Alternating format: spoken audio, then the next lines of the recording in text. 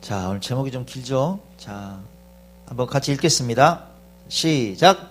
가이사의 것은 가이사에게, 하나님의 것은 하나님께.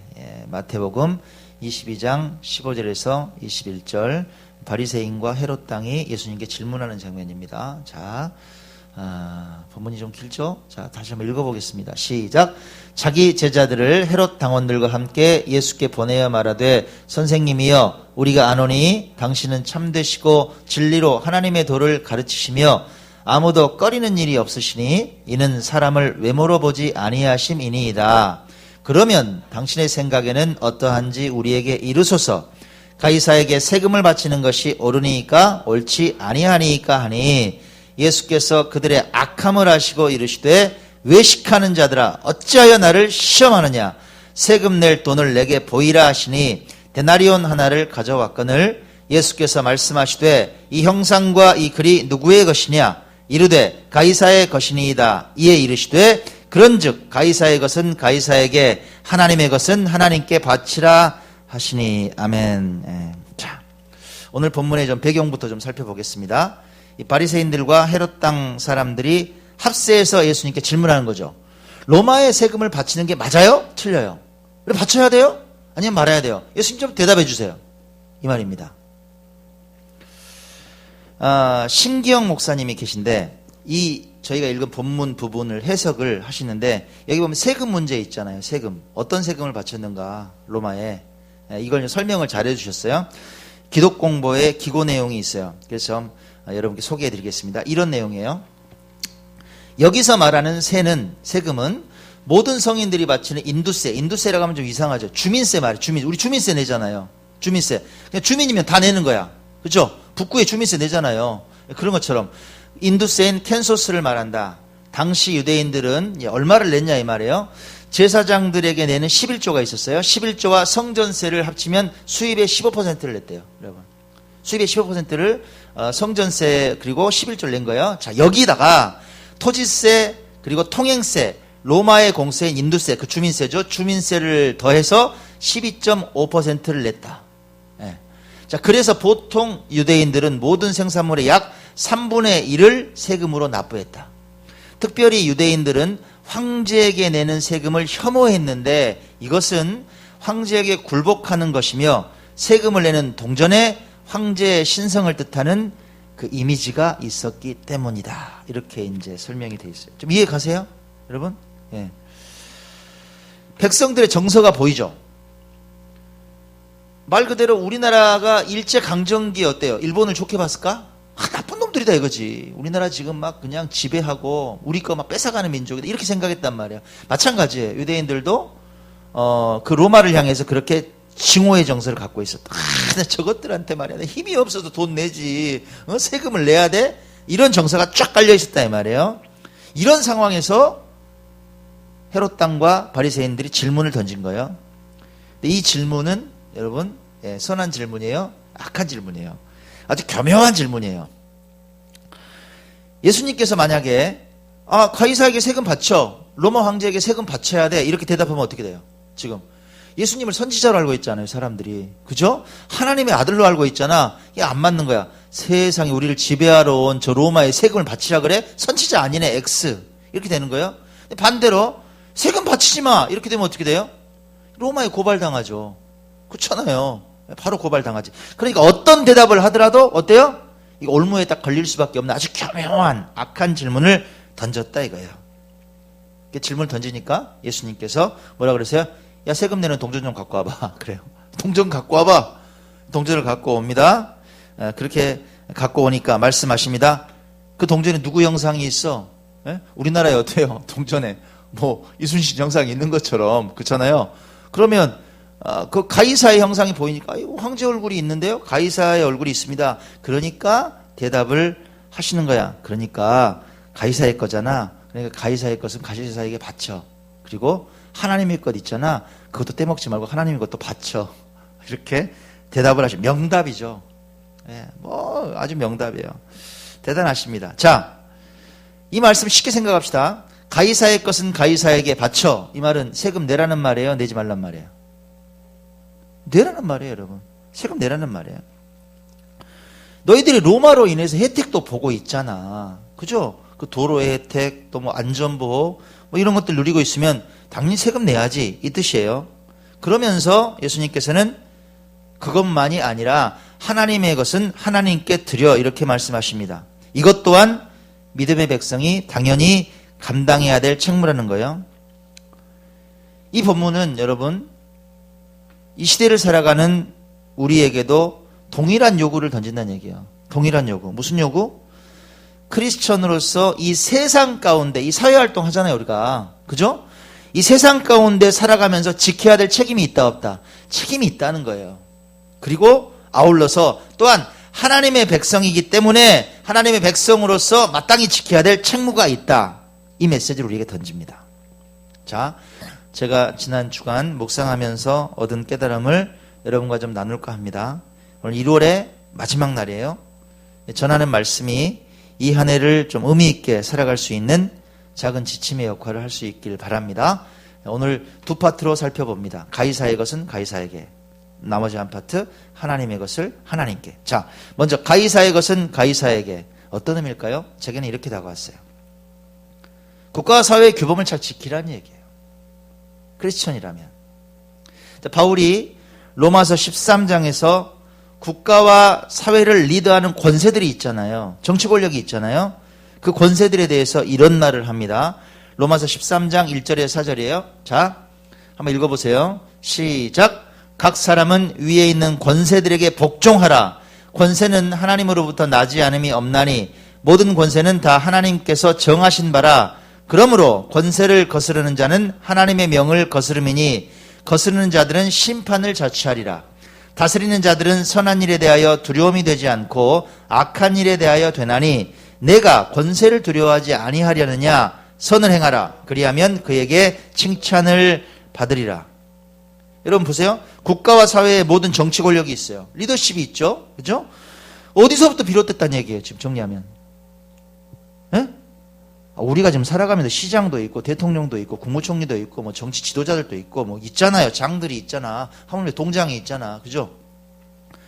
그럼 정치 권력과 리더십은 어디서부터 비롯되느냐? 뭐라 그래요? 하나님께서 허락하셨다 이 말이에요. 여러분. 세상의 모든 권세는 하나님으로부터 났다. 모든 권세는 다 하나님께서 정했다 이 말이에요. 그러니까 그 권세를 거스르는 사람은 누구의 명을 거스르는 거예요? 하나님의 명을 거스르는 거예요. 그 불순종을. 그 거스르는 자들은 그 불순종 때문에 아마 심판받을 거야. 너희들이 충분한 응당의 책임을 지게 될 거야. 그 말이에요. 바울이 한 말이에요. 여러분, 하나님께서 허락하신 이 국가와 사회는 힘이 있어요, 없어요? 힘 있잖아요. 무슨 힘이 있어요? 국가가 어떻게 힘을 가져요? 이 사회가 어떻게 힘을 가져요? 법이에요, 여러분, 법. 규율이 있어요. 법이 있어요. 이제 출범했는데 공수처 때문에 엄청 힘들었죠. 논란이 많았잖아요. 여러분 18년 동안 이게 표류했어요. 왜 그렇게 설왕설래했어요? 무서운 권력이거든요. 대통령까지 집어넣을 수 있어요. 예. 정말 이 법으로 따지면 무소불위의 권력이에요. 잘못 사용되면. 하지만 정당하게 사용되면 어때요? 아주 선량하게 정말 깨끗한 나라, 아주 투명한 나라를 만들 수 있단 말이에요. 공수처가 그런 일을 하는 거예요. 법으로 처리할 수 있으니까. 법의 힘. 국가는 법의 힘이 있다. 그 법은 악한 일에 대해서 두려움이 되죠. 당연한 얘기 아닙니까? 그죠? 위법사항이 있으면 처벌받아요. 뭐 징역 몇 년.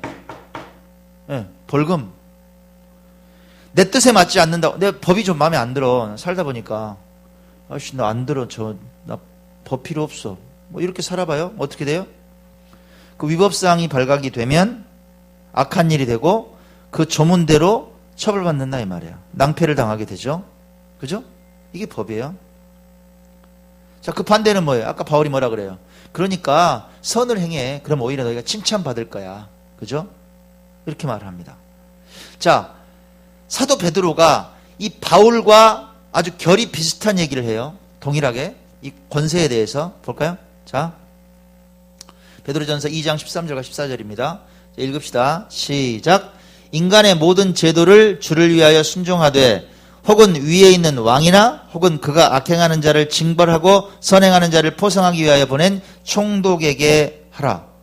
모든 제도와 법을 어떻게 하래? 순종하래요. 순종. 잘 지키라는 겁니다. 왕에게, 총독에게 순종하라.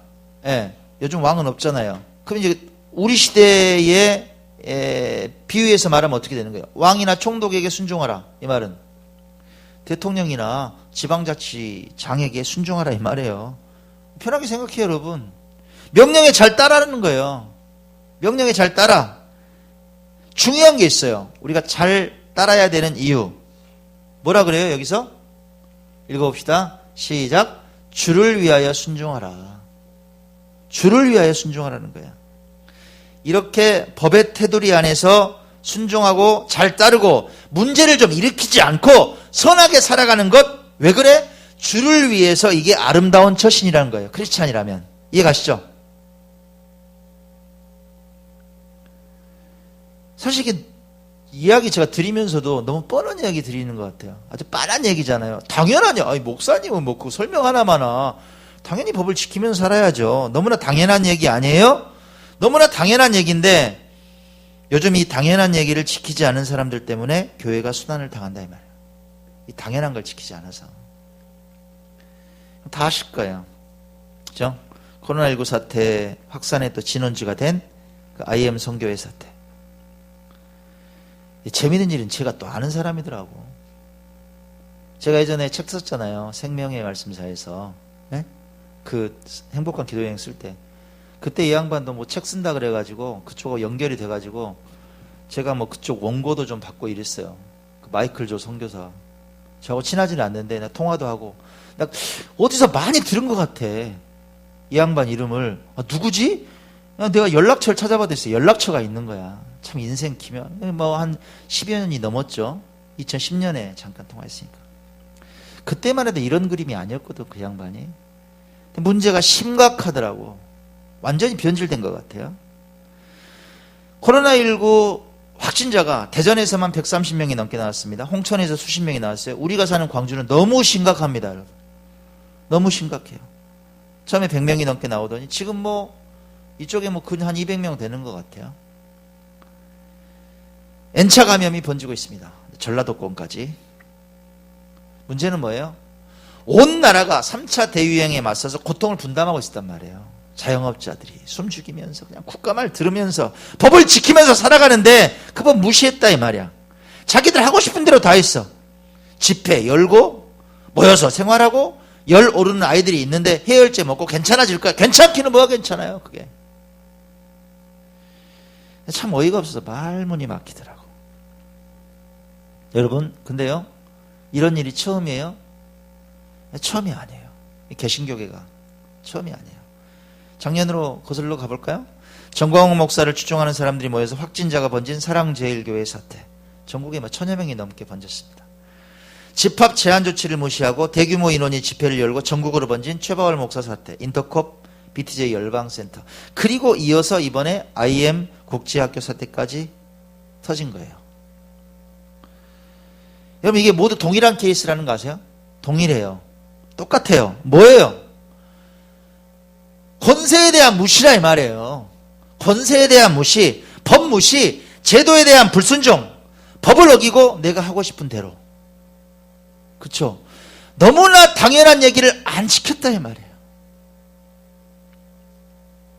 이 문제의 심각성은 여기 있습니다. 본인들의 위법에 대한 처벌이나 징계로 끝나는 게 아니라는 거예요. 그 사람들이 뭐 잘못했으면 뭐 구상권 청구하고 그 사람들이 벌금 맞고 뭐 징역을 들어가든지 뭐 그렇게 끝나면 좋겠어. 근데 그렇게 안 끝나요. 이미 대한민국 교회는 이미지가 추락해버렸어요. 교회 이미지가 땅바닥으로 떨어졌습니다. 마치 교회가 자기들만 생각하는 아주 이기적인 집단인 것처럼 그렇게 호도되고 있다 이 말이에요. 진짜 그래요 여러분? 다 그래요? 아니 일부가 이렇게 만들어버렸어요. 일부가 그때 기사를 보니까 그 목회 데이터 연구소에서 그 조사를 했더라고요. 개신교회에 대해서 얼마나 신뢰를 하느냐 몇 %나 될 것 같아요. 나 깜짝 놀랐어요. 작년에는 32% 신뢰할 만하다. 올해 21%예요. 부정적인 의견, 나 못 믿어 교회 76%예요. 이게 말이나 됩니까? 왜 이렇게 됐어요? 앞서 열거한 사람들이 벌인 일들로 인해서 복음이 가로막혔단 말이에요. 교회에 수많은 선한 일들이 있어요. 지금도 이웃을 살려내고 있어요. 하나님의 영광을 드러내는 교회가 많아요. 그런 성도들이 많아요. 그럼에도 불구하고 그 선한 일을 다 덮어버렸어요. 부정적인 이미지를 심어버린 일련의 사태가 참으로 안타깝습니다. 자, 그럼요. 목사님 왜 그렇게 어려운 얘기만 하세요? 이 어려운 시기에 우리는 어떻게 살아야 되냐 이 말이에요. 우리 어떻게 살아야 돼요? 이게 해답이 어려운가요? 정답이? 우리 어떻게 살아야 돼요?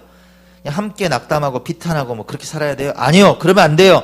우린 각자의 삶에서 국가와 사회의 규범을 잘 지켜가며 살아가야 한다 이 말이에요. 여러분께 부탁해요. 여러분 각자의 자리에서 그 사회의 규범과 법과 질서를 잘 지키면서 살아가십시오.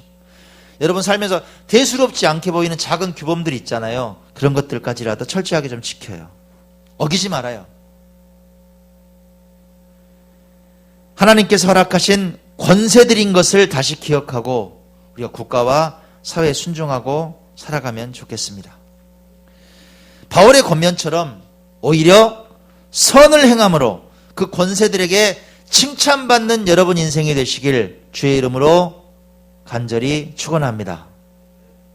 칭찬받는 인생이 되세요. 칭찬받는 인생. 자, 가이사의 것은 가이사에게 어떤 의미로 우리가 해석할 수 있다고요? 국가 사회의 규범을 잘 지키라 이 말이에요. 자, 그러면 이제 하나 남았습니다. 하나님의 것은 하나님께 드려라. 하나님의 것은 하나님께 드려라. 어떤 의미일까? 이게 단순하게 하나님께 헌금 잘내 이 말이에요. 물론 뭐 그런 의미도 내포되어 있어요. 하지만 그렇게 단순하게 생각하면 안 된단 말이에요. 우리가 가이사의 것을 가이사에게, 이 말은 국가와 사회의 규범을 잘 지키라 이렇게 해석했다면 하나님의 것은 하나님께 드려라 이 말은 크리스천답게 살아가라 이렇게 해석할 수 있지 않겠습니까? 주님께서 세상의 규범도 지키라고 가르치시면서 가장 중요한 크리스천의 삶의 법칙을 주문하신다 이 말이에요. 하나님의 것을 하나님께 드리라. 하나님 나라의 백성답게 살라는 거 아닙니까? 그죠? 당연한 의무를 다하라 이 말이에요. 너희들이 할 수 있는. 우리 삶에 적용해보면 어때요? 우리가 그리스도를 따르는 크리스천이잖아요. 크리스천답게 살아라. 전자에 말씀드린 사람들은 어때요? 크리스천답게가 안 됐잖아. 나만 생각했잖아. 너희들은 그러지 마. 크리스천답게 살아. 그 말이에요. 하나님 나라의 법과 그 지침에 따라서 사는 사람이 되라. 이 말이에요. 설교를 준비하는데 요즘 한참 뜨는 싱어게인 30호에 대한 기사가 눈에 들어옵니다. 아시나요, 여러분? 싱어게인 프로그램 혹시 보셨어요? 이게 JTBC에서 하는 건데 대한민국 무명 가수들이 벌이는 오디션 프로그램입니다. 야, 나 대한민국에 진짜 그렇게 노래 잘하는 사람들 많은지 몰랐네. 미스트롯이나 미스트트롯만 있는 게 아니야. 진짜 대단하더라고요. 정말 실력 있는 가수들이 즐비합니다.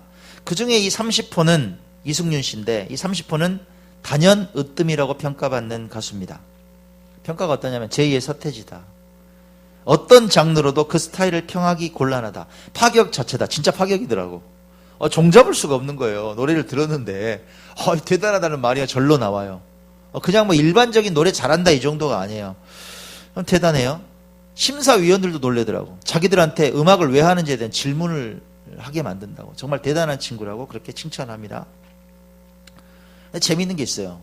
노래만 잘하는 게 아니라 진짜 재미있는 사실은 그 아버지가 부친이 한국교회에서 존경받는 이재철 목사님이라는 사실입니다. 여러분한테 제가 몇 번 이렇게 설교 시간에도 얘기 드렸던 목사님이죠.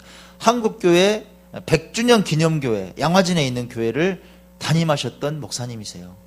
여러분 여기가 교인 수가 13,000명이었어요. 대단한 목사님이십니다. 근데 왜 존경해요? 이분이 그 큰 교회를 담임하다가 5년이나 빨리 70살까지 보통 정년하거든요. 근데 후배들에게 길을 열어줘야 돼요. 5년 빨리 그냥 조기 은퇴하셔버렸어요. 13,000명이 다니는 교인이 있는 대형교회 목사님이 은퇴식도 없었어요. 마지막 날 그냥 주일 설교 이렇게 하시고 주일 설교 끝났잖아요. 주일 설교 끝나고 예배 끝났잖아요. 여러분 안녕. 저 내려갑니다. 그리고 그 설교 시간에 했던 마지막 설교가 정말 아직도 잊혀지지 않습니다. 여러분, 이 이재철을 버리셔야 됩니다. 버리실 때 철저하게 버리십시오. 잊어달라는 거예요. 이제 새로운 담임 목사님들하고 같이 그렇게 살아가라는 거야. 그 큰 교회에서 여러분 은퇴할 때 전별금 한 푼도 안 받으셨대요. 야, 경상도 어디 시골 560m 산골에 가셔서 그렇게 사세요. 한국 교회가 참 존경하는, 정말 투명하고 깨끗한 그런 존경하는 목사님이시죠. 근데 이분 아들이에요. 그 이승윤 씨가. 근데 아들이 넷이대. 저도 이번에 알았어요. 아들이 4명인 거예요. 아들이 4명인데 목사는 없어요. 목사를 키우지도 않았어. 다 독특해요. 첫째가 변호사야. 둘째는 누구냐면 30만 명의 팔로워를 가지고 있는 유튜버입니다. 파워 유튜버. 그 셋째가 이 무명 가수로 근근히 살아온 이 이승윤 씨예요. 넷째는 또 화가예요. 독일로 유학 갔다 왔더라고. 잘 키웠어요. 다들 독특해요. 4명이 다. 기자가 인터뷰를 하다가 이재철 목사님에게 물었어요. 목사님, 자녀들이 잘 컸어요. 독특해요. 예. 이 자녀 교육에서 가장 중요시한 게 뭐예요? 이렇게 물었어요. 거기에 대한 대답을 했을 거 아니에요? 그 대답을 제가 그 기사를 읽는데, 그냥 저한테 울림이 되는 거예요. 이 대답이 비단 자녀 교육에 대한 내용을 넘어서 이 시대 크리스천들에게 새겨야 될 아주 좋은 지침처럼 다가왔어요. 제게도 울림이 됐고, 하나님의 것을 하나님께 드릴 줄 아는 크리스천답게 살아갈 수 있는 삶의 교훈처럼 다가왔어요. 그래서 여러분께 소개해드리고 싶어요. 자, 기자가 물었어요. 자녀 교육에서 가장 중요시한 게 뭐냐? 총론을 말씀하세요. 총론. 이렇게 말씀하십니다. 아이들이 어릴 때부터 강조한 게 있어요. 뭐냐? 바른 마음으로 바르게 생각하고 바르게 행동해서 바른 길을 가자. 일종의 가온이라고 해도 됩니다. 이게 총론입니다. 바른 마음 가져. 그리고 바르게 생각해. 바르게 행동해. 그리고 바른 길을 가. 이게 총론이에요. 그리고 강론이 있어요. 이걸 이루기 위해서 이렇게 행동해 하는 강론이 있다고. 자, 더 들어보십시오. 총론을 이루기 위한 4가지 강론이 있습니다. 4가지 강론이 있대요. 첫째, 자립한다. 무엇을 하든지 스스로 한다는 거예요. 설령 실수를 하더라도 말입니다. 그래야지 나중에 남을 돕는 사람이 되지, 자립하지 못하면 평생 누군가에게 기생하는 사람이 됩니다. 그래서 아이들에게 모든 걸 스스로 결정하게 했습니다. 첫 번째 뭐 해라? 자립해라. 이렇게 가르쳤다는 거예요. 다 자립했잖아, 내 아이들이. 둘째는 예의다. 모든 인간관계에서 최우선은 예의다. 너희도 예의를 갖춘 사람이 좋지. 예의를 갖추지 않은 사람은 싫지 않더냐. 예의를 갖추는 사람이 돼야 된다. 세 번째는 뭐냐? 세 번째는 정리정돈이라는 거예요. 내가 거쳐간 자리를 다른 사람이 치우게서는 안 된다는 거예요. 그 사람은 왔다 가면 지저분해지는 사람들이 있어요, 없어요? 있어요. 그냥 보면 정신이 없는 사람들이 있어. 그 사는 걸 봐도 정리가 안 돼. 선이 안 보여. 도대체 이 사람이 오른쪽인지 왼쪽인지 모르겠어. 그 사람의 확실한 선이 안 보여. 어지러져 있다 이 말이에요. 또 그 사람 사는데 가봐도 아주 구질구질해. 그냥 뭐 정리도 안 되고 막 그냥 어디. 그렇게 살면 안 된다. 정리정돈하라. 마지막 4번째 뭐냐? 네가 무엇을 하든 얘들아, 누군가를 위한 봉사 혹은 섬김이어야 된다. 이게 강론이라는 거예요. 자립해라, 예의가 있어라, 정리정돈해라, 봉사와 섬김의 인생이 되라. 이런 와닿지 않아요? 저는 울림이 크던데.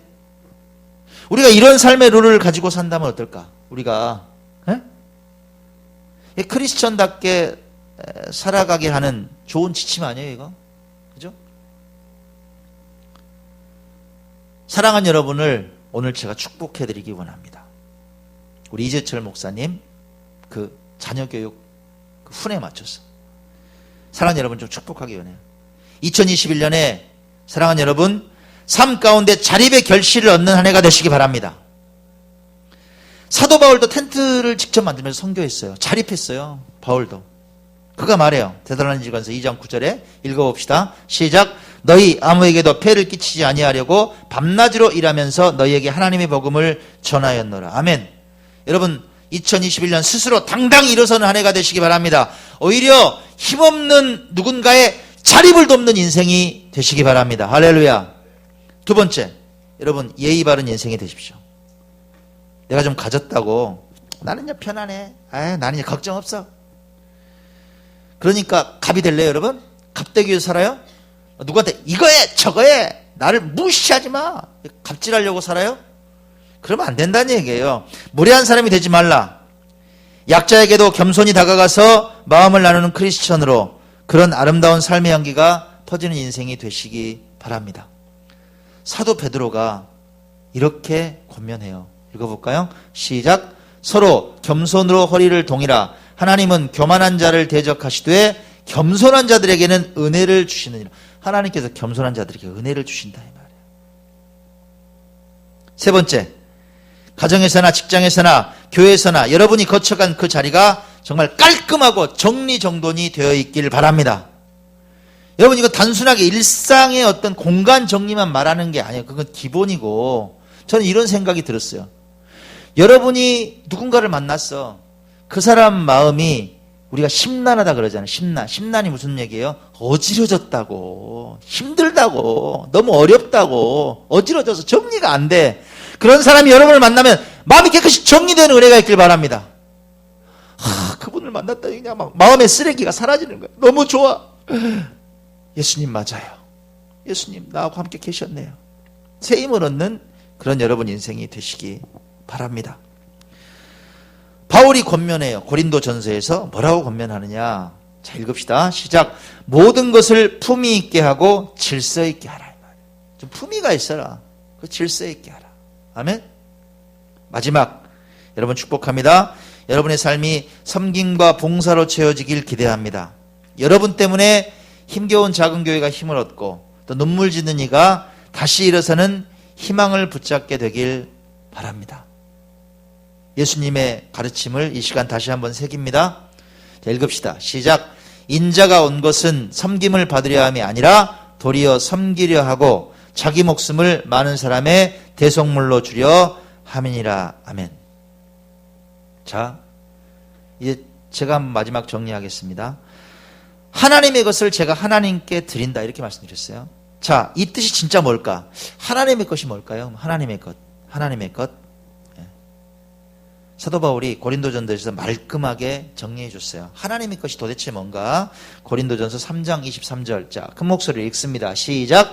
너희는 그리스도의 것이요 그리스도는 하나님의 것이니라. 다시 한번 시작. 너희는 그리스도의 것이요 그리스도는 하나님의 것이니라. 그럼 우리는 누구예요? 우리 누구 거예요? 여러분이 하나님 거라고요. 여러분 인생이 여러분 게 아니라고. 착각하지 마. 그건 내 인생 내 맘대로 되든가요? 아니야. 하나님의 것이란 말이에요. 그럼 하나님의 것을 하나님께 드리란 말은 어떻게 해석할 수 있어요? 여러분 인생을 하나님께 올려드리라는 거예요. 할렐루야. 전부 드려라. 여러분 인생을. 우리 자신이 하나님의 것이다. 우리의 삶을 다 올려드립시다. 그것이 크리스천답게 살아가는 것입니다. 결론을 맺습니다. 크리스천은 누굽니까? 크리스천은 이 세상으로부터 하나님께로 부름받은 사람들이란 말이야. 세상에서 구별돼서 나왔어. 그럼 단절되어 살아야 돼요? 아니요. 하나님께 나와서 하나님께 소명을 받아요. 그래서 다시 세상에 보냄을 받은 사람들이 크리스천이란 말이에요. 이런 양자적 의미가 다 있어요. 하나님께 부름받았다. 그리고 소명을 받아 다시 세상으로 나아간다. 이게 크리스천이란 말이에요. 그래서 세상의 이웃을 섬기고 복음을 아름답게 전해야 될 책임이 있단 말이에요.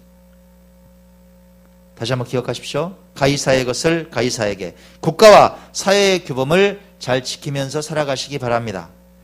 하나님의 것을 하나님께, 하나님의 것인 여러분의 삶이 자립하고 예의가 있고 질서가 있고 그리고 섬김과 봉사가 있는 크리스천다운 인생이 되시길, 2021년 그 아름다운 열매가 맺혀지는 여러분 되시길 주의 이름으로 간절히 축원합니다. 아멘.